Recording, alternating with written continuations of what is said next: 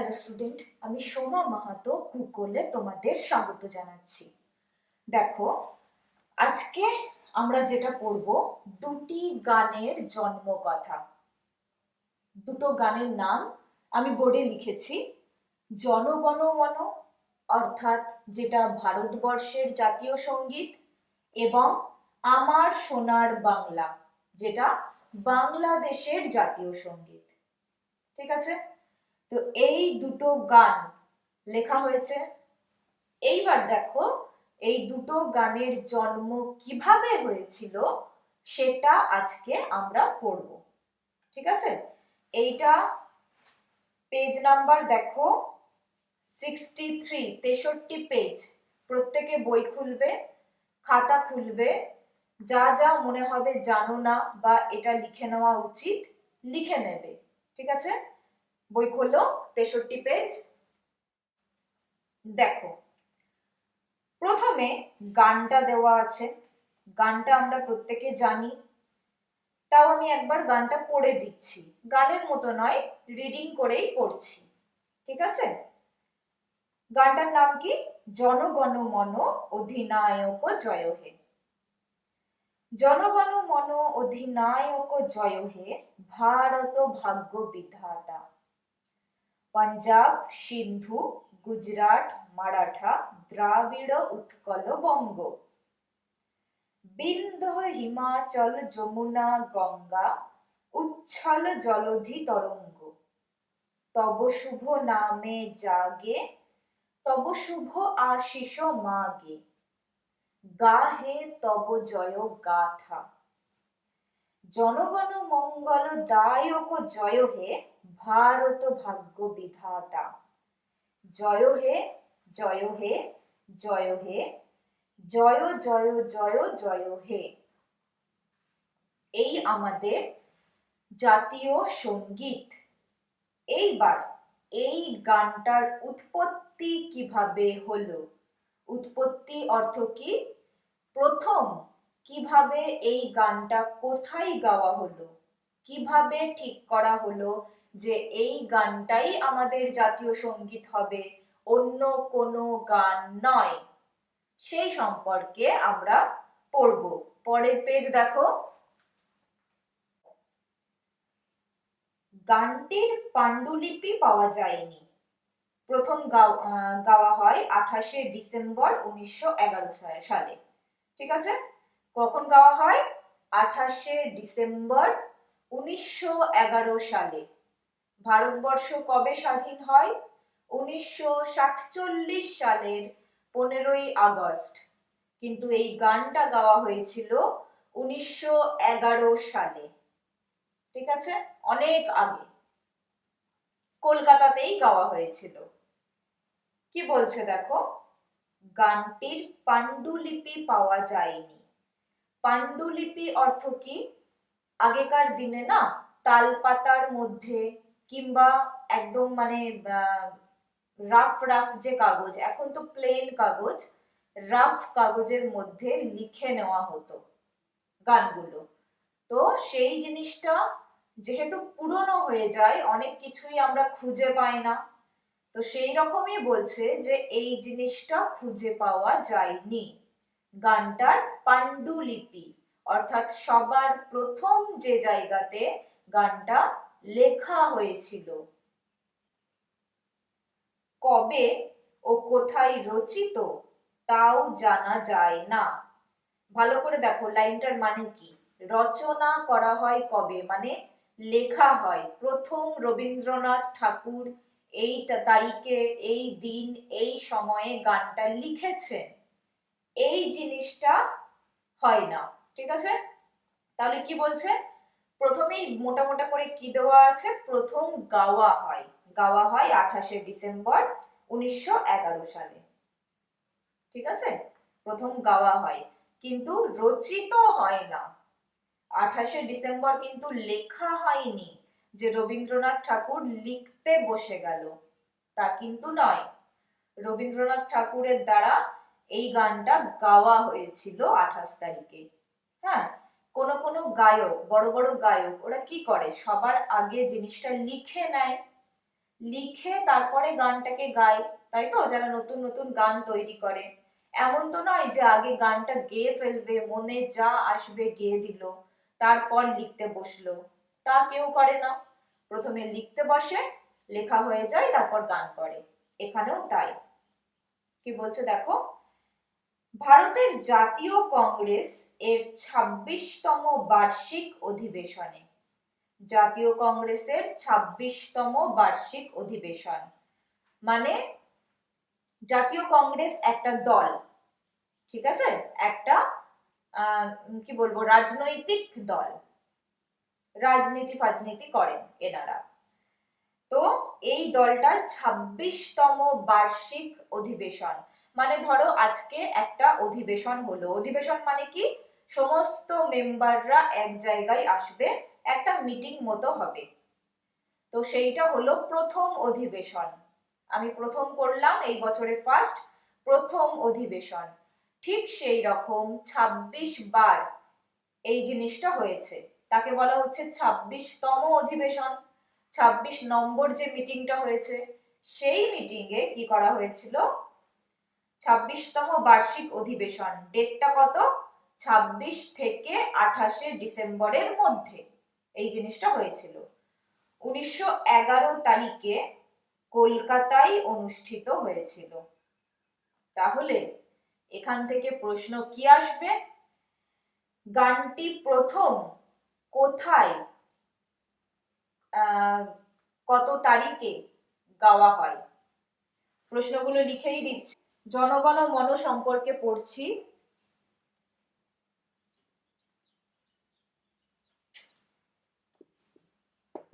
গানটি প্রথম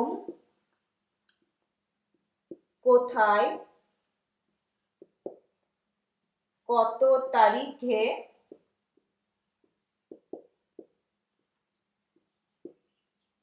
গাওয়া হয়?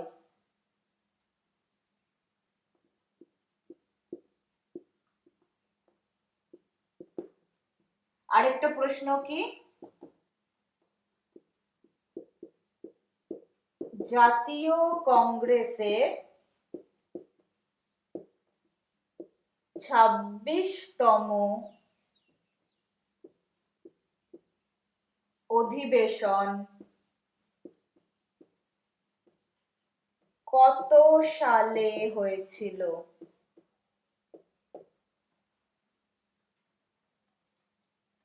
নোট করে নাও এই দুটো প্রশ্ন। এখনো পর্যন্ত দুটো প্রশ্ন হয়েছে, এই টেক্সটে কিন্তু অনেক প্রশ্ন হবে। তাহলে দেখো কি বলছে, ভারতের জাতীয় কংগ্রেসের ২৬তম বার্ষিক অধিবেশন ২৬ থেকে ২৮ ডিসেম্বর ১৯১১ তারিখে কলকাতায় অনুষ্ঠিত হয়েছিল। কোথায় অনুষ্ঠিত হয় ২৬তম অধিবেশন? কলকাতায় অনুষ্ঠিত হয়। সেখানে এই গানটি প্রথম জনসমক্ষে গাওয়া হয় সমবেত কণ্ঠে ২৭ ডিসেম্বর। ঠিক আছে, তাহলে গানটি প্রথম জনসমক্ষে মানে জনতার সামনে, এর আগে কিন্তু জনতার সামনে গাওয়া হয়নি। হয়তো রবীন্দ্রনাথ ঠাকুর নিজে নিজেই নিজের মনে গেয়েছিলেন, কিংবা এক দুজন বসেছিল সেখানে উনি গেয়েছিলেন, কিন্তু জনসমক্ষে অর্থাৎ অধিবেশনের মধ্যে, মিটিং এর মধ্যে যারা এসেছিলেন, অনেক জনতা, সেই জনতার সামনে প্রথম গাওয়া হয় ২৭ ডিসেম্বর, তাও সমবেত কণ্ঠে মানে একসাথে। ঠিক আছে, গানের রিহার্সাল হয়েছিল ডাক্তার নীলরতন সরকারের হ্যারিসন রোডের বাড়িতে। নেতৃত্ব দিয়েছিলেন দীনেন্দ্রনাথ ঠাকুর। তাহলে গানটার রিহার্সাল মানে যখনই কোনো কিছু নাচ গান অভিনয় দেখবে পর্দার মধ্যে, অর্থাৎ নাটকের মঞ্চ যেরকম সাজানো হয় তাতে যখন করা হয়, তখন ডাইরেক্ট গিয়ে আমরা সেই জিনিসটা করি না, আমরা প্রথমে একটা রিহার্সাল করে নিই, যাতে যখন জনতার সামনে বা দর্শকের সামনে আমরা গাইবো বা নাচ করব বা অভিনয় করব, কবিতা বলবো, তখন যেন আড়ষ্ট বোধ না হয়। আড়ষ্ট বোধ মানে বলতে বলতে ভাষা খুঁজে পাচ্ছ না, কি বলবে, এই রকম যেন না হয়। জনতার সামনে যেন কেউ ভয় না পায়, আটকে না যায়, তাই জন্য বারবার রিহার্সাল করা হয় একটা জিনিসের। তো এই গানটার রিহার্সাল কোথায় হয়েছিল? ডক্টর নীলরতন সরকারের হ্যারিসন রোডের বাড়িতে। নেতৃত্ব কে দিয়েছিলেন? দীনেন্দ্রনাথ ঠাকুর। এটা মুছে দিচ্ছি এই দুটো।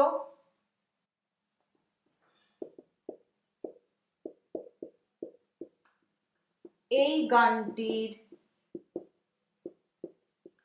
রিহার্সাল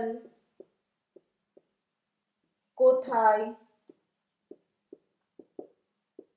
হয়েছিল? বা ঘুরিয়ে প্রশ্ন আসতে পারে, কার বাড়িতে হয়েছিল? নেতৃত্ব দিয়েছিলেন মানে নেতা ছিলেন, হ্যাঁ, একজন নেতা ছিল, ও বলছিল যে এইভাবে এইভাবে গানটা করো, ভালো হবে, হ্যাঁ, তো তাকে বলা হয় নেতা। আর নেতা কাজ কি? নেতৃত্ব দেওয়া। তাহলে এখানে কি হবে? রিহার্সালের সময়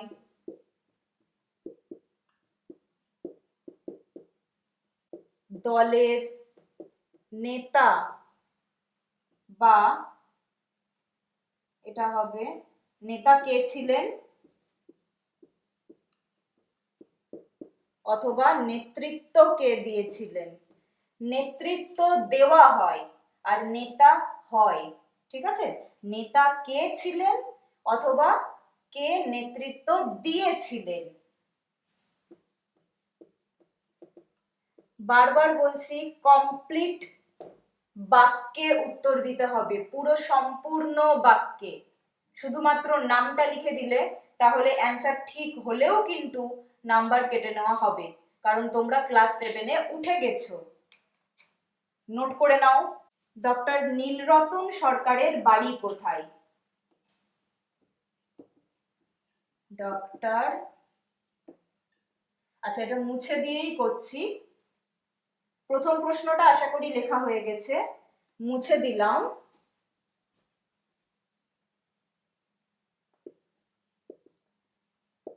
ডক্টর নীলরতন সরকারের বাড়ি কোথায়?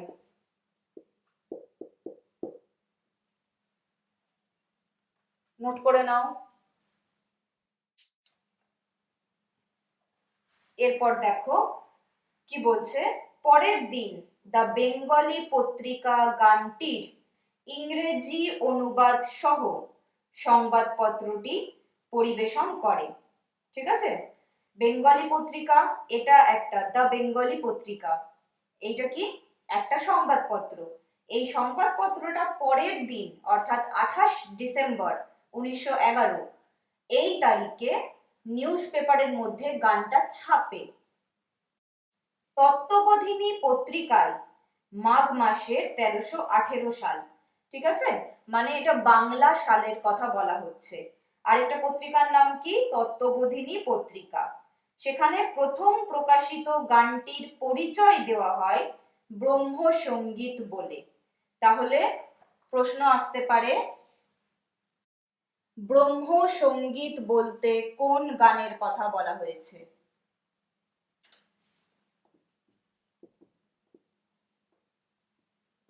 ব্রহ্ম সঙ্গীত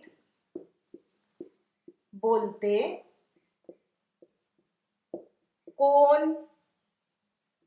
গানের কথা বলা হয়েছে? এই গানটিকে ব্রহ্ম সঙ্গীত কোথায় বলা হয়?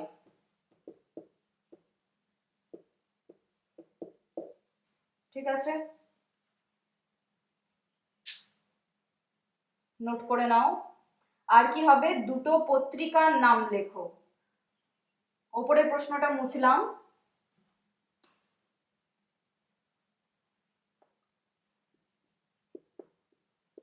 গদ্যে উল্লিখিত দুটি পত্রিকার নাম লেখো। ঠিক আছে, নোট করে নাও। কি বলছে দেখো, প্রথম প্রকাশিত গানটি পরিচয় দেওয়া হয় ব্রহ্মসঙ্গীত বলে, এবং এবছরের মাঘোৎসবেও গানটি ব্রহ্মসঙ্গীত বলে গীত হয়।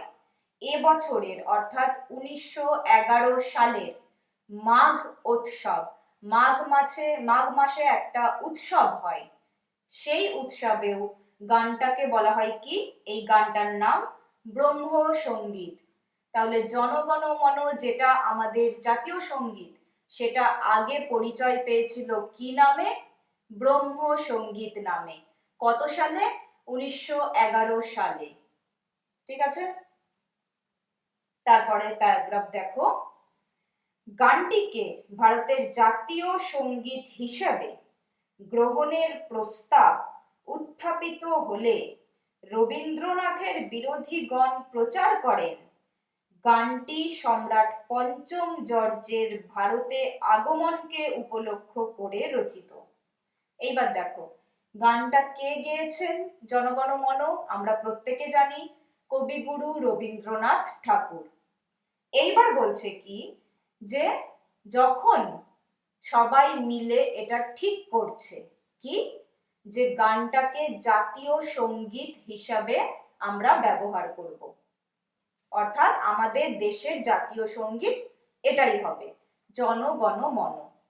তখন ব্যাপারটা কি দাঁড়াচ্ছে, রবীন্দ্রনাথকে সকলে পছন্দ করতেন না, তাই তো? যে কোনো মানুষকেই পৃথিবীর সকলে পছন্দ করতে পারে না। সেই রকম রবীন্দ্রনাথ ঠাকুরেরও কিছু হেটার্স ছিল, বিরোধী ছিল। তারা কি বললেন, এটাকে আমরা জাতীয় সঙ্গীত বলবো না বা হতে দেব না। কেন? তাদের কারণ এইটা ছিল যে যখন সম্রাট পঞ্চম জর্জ, ইনি একজন ইংরেজ সরকার তখন আমাদের দেশে ছিল, তাই বলছে ইংল্যান্ড থেকে যখন সম্রাট পঞ্চম জর্জ এখানে এসেছিলেন আমাদের দেশে, তখন তাকে ওয়েলকাম করার জন্য জনগণ মন গানটা গাওয়া হয়েছিল। কাজেই একটা ইংরেজকে ওয়েলকাম করার জন্য গানটা গাওয়া হচ্ছে, সুতরাং আমরা একে আমাদের জাতীয় সঙ্গীত বলে মানব না। ঠিক আছে, তারপর কি বলছে, বিশ্বভারতীর প্রাক্তন ছাত্র পুলিন বিহারী সেন গানটি রচনার উপলক্ষ জানতে চেয়ে রবীন্দ্রনাথকে চিঠি লিখলে তিনি তাকে লিখেছিলেন। মানে বলছে কি, বিশ্বভারতীর একজন প্রাক্তন ছাত্র, প্রাক্তন মানে আগে তিনি ছাত্র ছিলেন, এখন নেই, তার নাম কি, পুলিন বিহারী সেন। ঠিক আছে, গানটি রচনার উপলক্ষ জানতে চেয়ে রবীন্দ্রনাথকে চিঠি লেখেন। হ্যাঁ, তিনি যখন দেখেন যে হেটার্সরা এরকম কথা বলছে, আদৌ ঘটনাটা সত্যি কিনা সেটা জানার জন্য উনি নিজে রবীন্দ্রনাথ ঠাকুরকে চিঠি লেখেন যে আপনি বলুন এই গানটা কি সত্যিই তাই, সম্রাট পঞ্চম জর্জ এসেছিল তার জন্য গাওয়া হয়েছিল, মানে এর মধ্যে আমাদের কিচ্ছু নেই, আপনি যদি একটু বলেন কেন এই গানটা রচনা করা হলো। তিনি তাকে লিখেছিলেন। হ্যাঁ, কি বলছে যে রবীন্দ্রনাথকে চিঠি লিখলে তিনি তাকে লিখেছিলেন, তিনি মানে কি, এবার রবীন্দ্রনাথ ঠাকুর কি বলছে জেনে নি। 20 নভেম্বর 1937 সাল। সে বৎসর ভারত সম্রাটের আগমনের আয়োজন চলছিল। যে বছর এই গানটি তাকে উপলক্ষ করে গাইবো এরকম ভেবেছিলাম বা কিছু হয়েছিল, সেই বছর কি ভারতের সম্রাট তখনকার দিনে ইংরেজ সরকারই সম্রাট ছিলেন, কাজেই ভারতের সম্রাট মানে পঞ্চম জর্জের কথা বলা হচ্ছে। ভারত সম্রাটের আগমনের আয়োজন চলছিল, মানে ভারত সম্রাট ভারতে আসবে, তাকে ওয়েলকাম করার জন্য বিভিন্ন আয়োজন চলছিল। রাজ সরকারে প্রতিষ্ঠাবান আমার কোনো বন্ধু সম্রাটের জয়গান রচনার জন্যে আমাকে বিশেষ করে অনুরোধ জানিয়েছিলেন। বলছে রাজ সরকারে প্রতিষ্ঠাবান কোনো বন্ধু সম্রাট, হ্যাঁ, মানে সরকারে রবীন্দ্রনাথ ঠাকুর খুব বড়লোক বাড়ির সন্তান ছিলেন, কাজেই ইংরেজ সরকারের সাথে রবীন্দ্রনাথের ওঠা বসা ছিল। তো তিনি বলছেন যে আমার একটা ইংরেজ বন্ধু আমাকে অনুরোধ করেছিলেন গানটি রচনার জন্য। শুনে বিস্মিত হয়েছিল, উনি শুনে অবাক হয়ে গেছিলেন। কে? রবীন্দ্রনাথ ঠাকুর। ব্যাপারটা ভালো করে বোঝো। ইংরেজ সরকার তখনকার দিনে আমাদের দেশের রাজা বা সম্রাট, সমস্ত ডিসিশন ইংরেজ সরকার নেবে। এই ইংরেজ সরকার কিন্তু আমাদের দেশের যারা বড় বড় বিত্তবান ব্যক্তি তাদেরকে ইংরেজ সরকার কি করত? বন্ধুত্ব রাখত। সেই সূত্রে রবীন্দ্রনাথের ফ্যামিলি তখনকার দিনে কলকাতার সব থেকে বড় লোক ফ্যামিলি, সুতরাং রবীন্দ্রনাথের বাড়ির সাথেও ইংরেজ সরকারের বন্ধুত্ব ছিল। ঠিক আছে? তো এইবার কি বলছে যে এই যে বন্ধুত্ব ইংরেজ সরকার আর রবীন্দ্রনাথের ছিল, ইংরেজ সরকারের তরফ থেকে একটা লোক, একটা ইংরেজ, তার সাথে স্পেশালি বন্ধুত্ব ছিল রবীন্দ্রনাথ ঠাকুরের। তিনি বলেছিলেন তুমি তো খুব সুন্দর গান লেখো, একটা গান লেখো না এই কারণের জন্য। এইটা শুনে রবীন্দ্রনাথ ঠাকুর অবাক হয়ে গেছিলেন, আমাকে বলছে গান লিখতে। ঠিক আছে, এতটা বুঝতে পারলে কিনা একবার দেখো কি বলছে। দেখো, শুনে বিস্মিত হয়েছিল, আমি শুনে অবাক হয়ে গিয়েছিল। আমি অর্থাৎ রবীন্দ্রনাথ ঠাকুর। উনি তো চিঠির অ্যান্সার দিচ্ছেন। চিঠিটা লিখেছেন পুলিন বিহারী সেন। যখন রবীন্দ্রনাথের হেটার্সরা বলছে যে আমরা এইটাকে জাতীয় সঙ্গীত হতে দেব না, তখন তিনি রবীন্দ্রনাথের কাছে আসল ঘটনা জানতে চেয়ে চিঠি লিখলেন। ওটার অ্যান্সারে রবীন্দ্রনাথ ঠাকুর এই কথাটা বলছেন। সেই বিস্ময়ের সঙ্গে মনে উত্তাপেরও সঞ্চার হয়েছিল, মানে যেন ভিতর থেকে গরম হয়ে গিয়েছিলাম আমি, যে আমাকে বলছে। তারই প্রবল প্রতিক্রিয়ার ধাক্কায় আমি জনগণ মন অধিনায়ক গানে সেই ভারত ভাগ্য বিধাতার জয় ঘোষণা করেছি। মানে তিনি আমাকে এতবার লিখতে বলেছেন, তুমি একটা গান লিখে দাও, গান লিখে দাও, বারবার বিরক্ত করেছেন। রবীন্দ্রনাথ ঠাকুর বাধ্য হয়েছেন একটা গান লিখে দিতে। ঠিক আছে, তারপর কি বলছে দেখো, পতন অভ্যুদয় বন্ধুর পন্থায় যুগ যুগ ধাবিত যাত্রীদের যিনি চিরসারথী, সেই জনগণের অন্তর্যামী পথ পরিচায়ক, সেই যুগ যুগান্তরের মানব ভাগ্য রথ চালক, যে পঞ্চম বা ষষ্ঠ বা কোন জর্জি কোনো ক্রমেই হতে পারেন না, সে কথা রাজভক্ত বন্ধুও অনুভব করেছিলেন। বন্ধুটা বলেছিলেন পঞ্চম জর্জ আসছে, তুমি যেহেতু ভালো গান লিখতে পারো আমাকে একটা ভালো গান লিখে দাও। রবীন্দ্রনাথ ঠাকুর তখন কি করলেন, সেই পঞ্চম জর্জ বা ইংরেজদের কোনো রকম গুণগান করলেন না। উনি কিন্তু ভারতবর্ষের এবং ভারতের যিনি ভাগ্য বিধাতা, ভারতের লক্ষ্মী, হ্যাঁ, সেই ভারতবর্ষকে, ভারত মাকে সম্বোধন করে, ভারত মায়ের জয়গান করে তিনি জনগণ মন গানটা রচনা করলেন। আর এই যে তিনি গানটা রচনা করলেন, তার ইংরেজ বন্ধুটা এই গানটা শুনে অনুভব করতে পেরেছিল যে পঞ্চম জর্জ, ষষ্ঠ জর্জ, যে কোনো রাজাই আসুক না কেন, রবীন্দ্রনাথ ঠাকুর বা ভারতবাসী ইংরেজদের জয়গান করবে না, তারা ভারতবর্ষের ভাগ্য বিধাতা, ভারতের লক্ষ্মী, ভারত মায়েরই জয়গান করবে।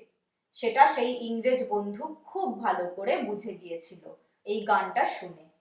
ঠিক আছে, গানটা লেখা হয়েছিল অবশ্যই পঞ্চম জর্জের আসার কারণে। গানটার সূত্রপাত হয়েছিল, রবীন্দ্রনাথের মনে এই গানটা এসেছিল, কিন্তু এই গানটার শুরু থেকে শেষ পর্যন্ত শুধুমাত্র উনি ভারতেরই জয়গান করেছেন। ভাবো, যখন কোনো রাজা আসছে তখন তো তাকে উদ্দেশ্য করে তার গুণগান করা হয়, কিন্তু রবীন্দ্রনাথ ঠাকুর তাকে উদ্দেশ্য করে ভারতেরই জয়গান করে দিয়েছিলেন। ঠিক আছে, বুঝতে পারলে কিনা দেখো একবার। আজকে এতটাই পড়ালাম, আর একটুখানি বাকি আছে, পরের ক্লাসে পড়িয়ে দেব। আর আমার সোনার বাংলা আমি তোমায় ভালোবাসি, অর্থাৎ বাংলাদেশের জাতীয় সঙ্গীত, এটাও রবীন্দ্রনাথ ঠাকুরই লিখেছেন, সেটা আমরা পরের ক্লাসে পড়ব। এখনো পর্যন্ত কি পড়লাম? জনগণ মন প্রথম কোথায় গাওয়া হয়, রিহার্সাল কোথায় দেওয়া হয়, সেখানে নেতৃত্ব কে দিয়েছিলেন, যখন এই গানটা মাঘোৎসবে গাওয়া হয়, হ্যাঁ, তখন এই গানের নাম কি ছিল, যখন বলা হয় এই গানটাকে জাতীয় সঙ্গীত করা হবে, তখন জনতা বা হেটার্সরা কি বলেছিলেন, রবীন্দ্রনাথ ঠাকুর এর উত্তরে কি বলেছিলেন, কে রবীন্দ্রনাথকে চিঠি লিখেছিলেন কি সম্পর্কে, এবং রবীন্দ্রনাথ তার উত্তরে কি বলেছিলেন। ঠিক আছে, এই হচ্ছে আমাদের আজকের পাঠ। পরের দিন বাকি অংশটা পড়াবো। খুব ভালো করে পড়বে, প্রচুর সাল আছে, মানুষের নাম আছে, যেন না ভুলো। টেক্সটটা খুব ইম্পর্টেন্ট, আর যেহেতু আমাদের জাতীয় সঙ্গীত নিয়ে কথা, সেহেতু আরো ইম্পর্টেন্ট হয়ে যায়। ঠিক আছে, আজকে ক্লাস এতটাই।